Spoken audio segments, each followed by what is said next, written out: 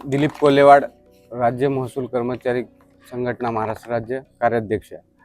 महसूल कर्मचारी संघटना व मध्यवर्ती संघटना यांच्या वतीने पुकारलेला 21/4/2026 पासून जो बेमुदत संप पुकारलेला आहे, हा संपाचा तिसरा दिवस आहे।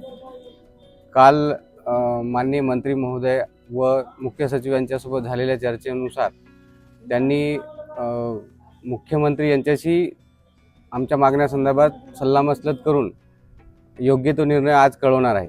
त्यामुळे आज संपाचा तिसरा दिवस बेमुदत राहील असं जाहीर केलेलं आहे। त्यामुळे आज तिसऱ्या दिवसामध्ये संपूर्ण कर्मचारी यांचं 100% संपामध्ये आहेत आणि महसूल, वन विभाग व इतर शासकीय कार्यालय व निमशासकीय कार्यालयातील सर्व कर्मचारी अधिकारी या संपामध्ये सहभागी आहेत। सर, आपल्या मागण्या काय काय आहेत? मागण्यामध्ये 2025ला जो सुधारित जुनी पेन्शन योजनेच्या संदर्भातला एक शासन निर्णय जाहीर केला होता, घोषणा केली, परंतु अद्यापही त्याचे अध्यादेश व शासन निर्णय निघाला नाही। तो निघाला पाहिजे, त्यासाठी आमचं मागणी आहे। तसेच निवृत्तीचे वय 58 60 वर्ष, त्याच्यानंतर चतुर्चरित कर्मचारी यांना जे वाहन चालक, कंत्राटी वाहन चालक आणि शिपाई हे पद लॅप्स करून कंत्राटी बाह्य पद्धतीने भरण्यासाठी शासन जो कंत्राटीकरणाचा GR आहे तो रद्द करण्यासाठी आहे। त्याच्यानंतर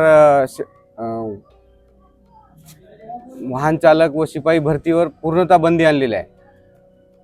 शासनाच्या विविध विभागामध्ये वाहन चालक व शिपाई हे महत्त्वाचे पद असताना अधिकारी यांच्या खोडसाळपणामुळे हा पद बंद करून कंत्राटी पद्धतीने भरण्यासाठी जो निर्णय काढला तो रद्द करण्यासंदर्भात आम्ही हा बंद पुकारलेला आहे।